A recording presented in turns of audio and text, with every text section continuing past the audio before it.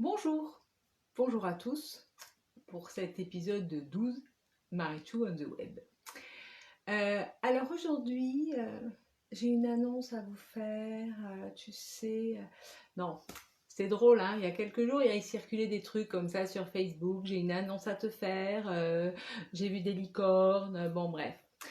Alors en l'occurrence, on va pas parler de moi, mais on va parler effectivement des futures mamans. Toi qui es devant ta télé, devant ton écran, devant ton ordi, devant ton téléphone, et qui a ce petit bout qui grandit en toi et qui te dit « Oh là là, dans ce monde-là, comment? Qu'est-ce que je vais faire? Je me sens toute seule, je ne sais pas quoi faire. » Ok, aujourd'hui, elle est spéciale pour toi. Mais attention, ce n'est pas réservé, d'accord? C'est juste spécial. Donc, si toi, tu n'as pas d'enfant dans le bidou, ou bien que ça fait bien longtemps que c'est plus possible, ou pas, eh bien, tu es toujours le ou la bienvenue pour un petit peu mieux comprendre aussi comment ça fonctionne. Voilà. Donc aujourd'hui, suite à des demandes par message, que je remercie parce que c'est important et que j'adore y répondre, j'avais plein de questions autour de respiration, périnée et bébé. Comment ça marche? Qu'est-ce qu'on doit faire? Qu'est-ce qu'on ne doit pas faire pour se préparer à accueillir ce petit bout? Donc aujourd'hui, on va prendre le temps de reparler un petit peu de tout le fonctionnement qu'on a déjà mis en place sur un corps d'homme ou de femme qui n'attend pas un bébé, et puis sur le corps d'une maman. Qu'est-ce qui est différent? Quelles sont les choses à mettre en place pour pouvoir accueillir ce nouvel être du mieux possible? Donc si on reprend un petit peu tout le travail sur la structure du périnée. Donc je vous renvoie sur les épisodes précédents, on ne va pas refaire toute l'anatomie, tout est très bien expliqué sur les autres épisodes. Cependant, je reprends juste le dessin fondamental, ici, notre 8, notre périnée. Donc là je dis notre parce qu'on parle du périnée au féminin, puisqu'on va aller vers la femme enceinte, d'accord? Mais je redis, si tu viens juste d'arriver, le monsieur aussi, il a un périnée fondamental dans sa vie. Mais en tout cas, pas pour accueillir un bébé. Donc pour aujourd'hui, on le laisse tranquille, le périnée de monsieur, et on se concentre sur le périnée de madame. Dans tout le travail que je vous ai proposé jusque-là, les abdos SAS, donc Safe and Smart, pour faire des abdos en sécurité et intelligents, tout le travail se base sur cette conscience avec la respiration de la fermeture du périnée. Pareil, si c'est pas très clair, je te renvoie Marichou on the Web, tu t'abonnes, tu regardes les épisodes, tu te dis « Ah ouais, c'est de ça qu'elle parle !» Yes, c'est de ça que je parle. Donc, si on prend une évidence qui est que pour la femme enceinte, le périnée doit être actif, oui, présent, oui, conscient, oui. Mais pour être capable de s'ouvrir, pour ouvrir la porte à petit bout, le travail va donc être différent. D'accord? Donc, le principe, quand on est enceinte, dans le premier trimestre, c'est de continuer à travailler son périnée en actionnant le même travail qu'on fait sur les abdos SAS, sans aucune force de gainage. Simplement, la conscience de la respiration, déposée sur le sol, j'inspire, je souffle. Tout le travail qu'on a mis en place sur les épisodes précédents, ce que j'appelle moi le travail fondamental. Donc j'inspire, je souffle, au moment où je souffle, mon ventre se laisse dégonfler, mon périnée ferme la porte, rentre et remonte. Dans le premier trimestre de grossesse, c'est important de faire ce travail-là pour soutenir et pour rendre vivant notre périnée. Plus on est consciente de notre périnée, plus on peut jouer avec notre périnée. Je ferme, j'ouvre, je ferme, j'ouvre, je ferme, j'ouvre. Plus le jour J, je vais pouvoir ouvrir la porte. Puisqu'on est bien d'accord, Cette porte, ce 8, permet nous de retenir dans un état général normal où nous sommes seuls dans notre corps, et si nous sommes deux dans notre corps, cela permet d'ouvrir la porte, d'accueillir bébé du mieux possible pour éviter les blessures.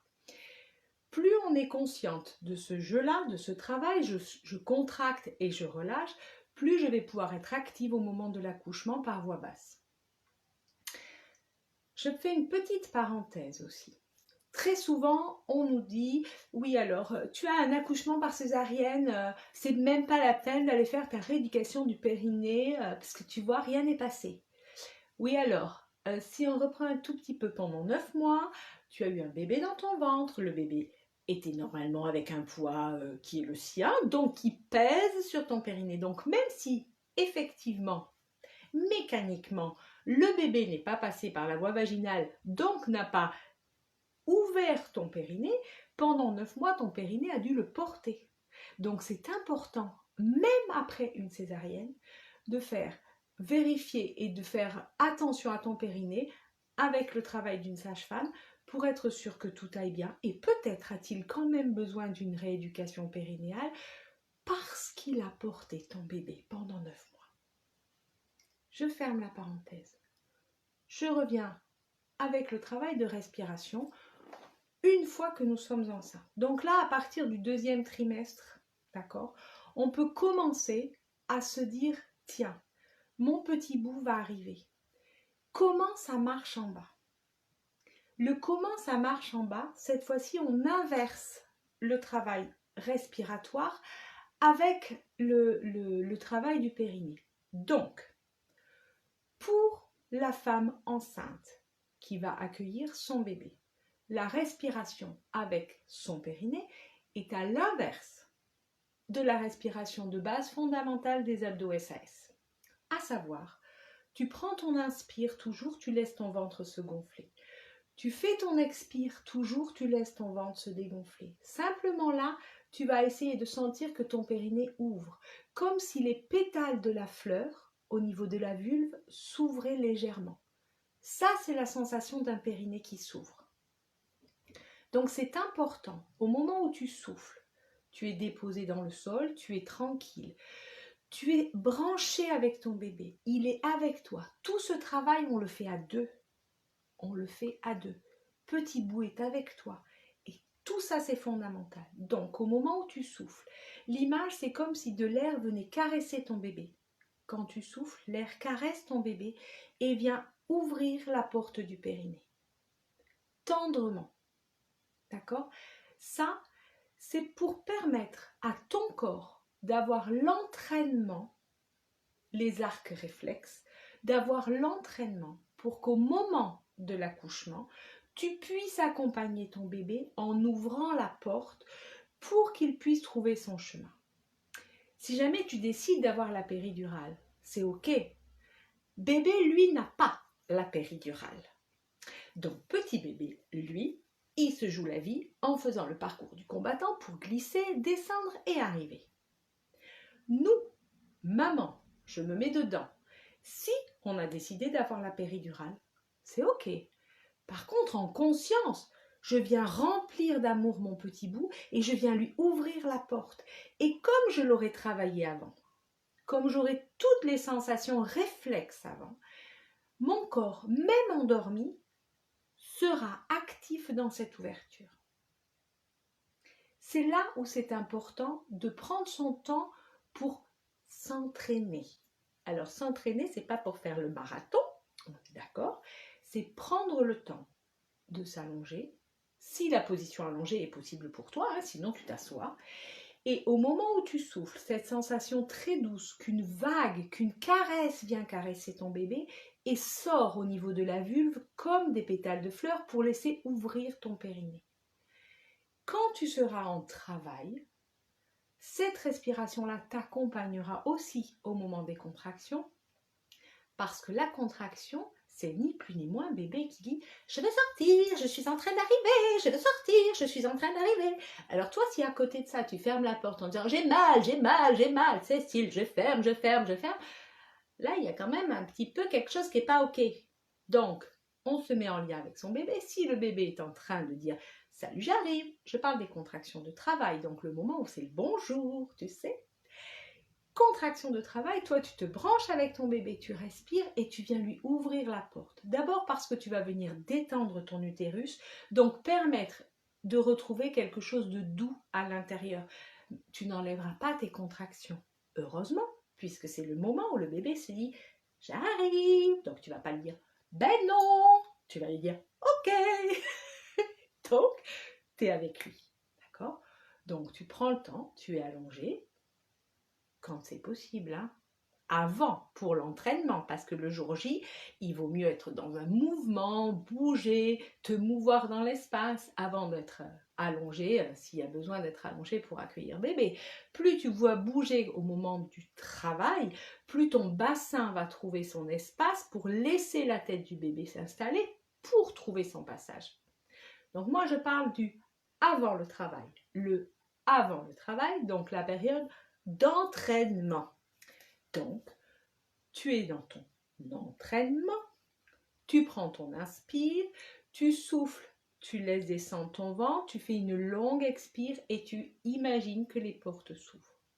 Ça, c'est le travail pour les futures mamans, pour pouvoir être présente avec son bébé et pour pouvoir lui montrer le chemin. Cette respiration, on l'appelle aussi la respiration ventrale si tu l'accompagnes un petit peu plus loin. Elle est importante parce qu'elle permet de venir te détendre. Donc tu peux t'installer style le soir, tu vois, tu te couches sur ton lit, tu prends le temps de respirer, d'écouter ton bébé, de te brancher avec lui. Tu prends le temps de cette respiration toute douce, tu prends le temps de sentir ton périnée qui ferme, qui ouvre, qui ferme et qui ouvre pour qu'au moment de son arrivée à ce petit bout, tu sois capable de maîtriser ton périnée. Alors là, je vais te raconter une petite histoire. C'est la mienne. Il y a 20 ans. Ouais, je suis un petit peu vieille. Bon, bref, enfin 20 ans, exactement dans 4 jours, c'était en direct, à savoir le 5 avril 2000. Ma deuxième filloune est venue au monde. Tout s'est très bien passé. Avec ma sage-femme qui était avec moi, j'étais à l'hôpital pour cet enfant-là. Tout allait très bien. Et là, mon bébé arrive. Et là, ma sage-femme me dit « Stop, tu arrêtes de pousser, il y a quelque chose à faire. » Là, je me dis « Mais quoi, j'arrête de pousser, Et là, j'étais dans mon périnée. Et je me suis dit « Ok, elle a besoin d'aider mon bébé. Si moi, je viens fermer mon périnée, elle me blesse. » Donc, j'étais en conscience absolue. Donc là, je peux vraiment en parler parce que mon corps peut vous raconter ce qui s'est passé. J'étais en conscience absolue en me disant « j'ouvre, j'ouvre, j'ouvre ». Et effectivement, il a fallu que la sage-femme repousse légèrement la tête de ma filloune pour lui donner le bon axe pour qu'elle puisse arriver sans aucun problème. Si moi, à côté de ça, j'avais fermé les portes et j'avais fait « c'est pas possible », tout aurait pu être différent pour l'arrivée de ma filloune. Voilà. D'où cette importance que j'ai vécue dans mon corps, de se dire je suis consciente de mon périnée. Si j'ai besoin d'ouvrir mon périnée pour accueillir mon bébé, je suis capable d'ouvrir mon périnée parce que je sais comment il marche, parce que je sais où il se situe, parce que je sais le fermer quand j'en ai besoin et je sais l'ouvrir quand j'en ai besoin. Ma filloune est arrivée et tout s'est super bien passé. Bien sûr. Donc, inutile de te dire que maintenant, ma filloune, qui va donc fêter ses 20 ans dans cet espace un petit peu différent, est une grande belle fille et que je n'imagine pas qu'à l'époque, c'était un petit beau bébé comme ça, tout blond, sans cheveux. Mais voilà. Donc ça, c'était ma petite histoire. Mais n'empêche que c'est grâce aussi à mes filles, chacune de mes filles, qui m'ont offert l'accouchement dont je rêvais à l'instant où je les ai accueillies, que je peux maintenant vous accompagner, vous offrir aussi toutes ces différentes choses, tous ces différentes façons de concevoir son corps. Parce que j'ai eu cette chance-là de pouvoir le vivre à travers le mien, d'être merveilleusement accompagnée sur mes 3 grossesses, ce qui fait que maintenant, je peux aussi transmettre, je peux aussi accompagner. Voilà. Donc c'était important, ce petit moment de femme enceinte, pour toi qui attends ton bébé ou alors pour le transmettre à une de tes copines. Surtout, faites circuler, parce que c'est important de sentir son périnée quand on est enceinte, de sentir qu'on vient écouter son bébé. Voilà. Alors sur ce, eh bien écoutez, il paraîtrait que si vous êtes en direct, nous sommes le 1er avril. Alors non, je ne vais pas vous dire oui, alors au fait, je vous raconte, moi aussi je suis enceinte. Non, j'ai passé l'âge. Chaque chose arrive en son temps. Et moi, je suis bien contente de voir mes grandes filles grandes. Et puis, juste d'être moi, maman de grande fille. Maintenant, toi qui es future maman, profite de ces moments magiques que tu as avec ton bébé dans le ventre. Profite de ces moments d'écoute. Prends des moments, alors là on en a plein, comment te dire, pour te poser, pour parler avec ton bébé. Parle-lui à ton bébé. Explique-lui ce qui se passe autour de toi. Explique-lui tes émotions. C'est important de dire à son bébé ce qui se passe dedans. C'est important parce que lui, il ressent tout ce que toi tu ressens. Sauf que lui, il n'a pas d'explication. Si toi tu lui parles, tu extériorises tes propres émotions, donc elles ne restent pas dedans pour faire oui, on est bien d'accord. Petit bout dedans, bien sûr, qui ne comprend pas les mots philosophiques, des phrases, bien sûr. Cependant, il comprend toute l'intention et tout l'amour que tu lui donnes. Donc si toi, tu viens dire à ton bébé, écoute, en ce moment, on vit des choses étranges autour de nous, mais moi je t'aime. Tu es le bienvenu. Je t'aime et avec ton papa ou avec ton autre maman, on est là pour t'accueillir dans ce monde qui est un petit peu différent, un petit peu bizarre par rapport à celui que j'ai vécu avant. C'est ok. Parle-lui à ton bébé, donne-lui tout l'amour dont il a besoin et dont il a envie. Et lui, c'est une mine d'amour. Ton bébé est une mine d'amour. C'est lui qui vient te nourrir. Pense à cet échange extraordinaire. Ton bébé est une mine d'amour et il vient te nourrir. Profite de ce moment-là. Profites-en, mais pleinement, pleinement, pleinement. Et parle-lui, raconte-lui tout ce qui se passe en toi. C'est comme ça que les choses ne restent pas ancrées en toi avec des choses que tu regrettes après. Parle-lui, explique-lui. Tu as le droit d'avoir des moments de tristesse parce qu'il y a des choses différentes autour de toi. Tu as le droit d'avoir des moments de colère. L'important, c'est de lui expliquer à lui ce qui t'arrive. Simplement pour que lui, il ne se dise pas quand il est dedans oh, « c'est à cause de moi qu'elle est en colère, c'est moi qu'elle ne veut pas ». Bien sûr que ce n'est pas comme ça qu'il se le dit. Mais s'il n'y a pas d'explication, des choses s'ancrent, ne sont pas OK dans le ventre d'une maman. Prends le temps de tout ça. Prends le temps de respirer. Prends le temps de découvrir ton périnée.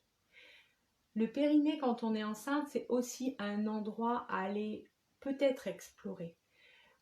Maintenant, beaucoup de sages-femmes le conseillent, mais ce qui est important, c'est que tu vives ce que toi, tu as envie de vivre avec ton corps.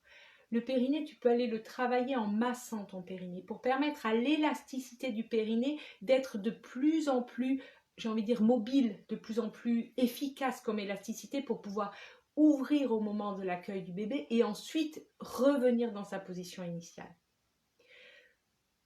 Donc, soit avec de l'huile, toute simple, de l'huile d'amande douce, quelque chose de très très pur. Tu peux venir simplement avec ton pouce masser. Effectivement, c'est l'intérieur de ton vagin pour venir masser ton périnée. Comme si tu voulais ouvrir un petit peu les portes, ouvrir cet espace pour que le bébé, au fur et à mesure, trouve son chemin.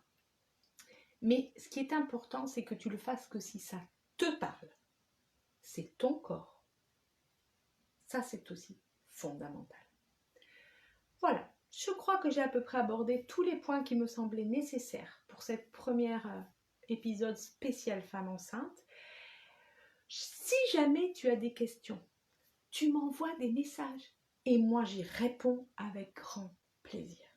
Et si tu as besoin de revoir cet épisode, eh bien tu retournes sur Marie Chu on the web et tu le revois.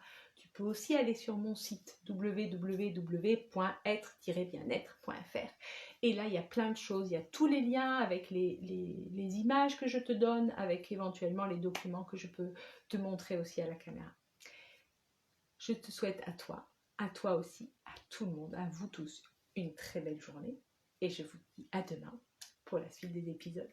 Ciao, plein de bisous, de sourires et de bye.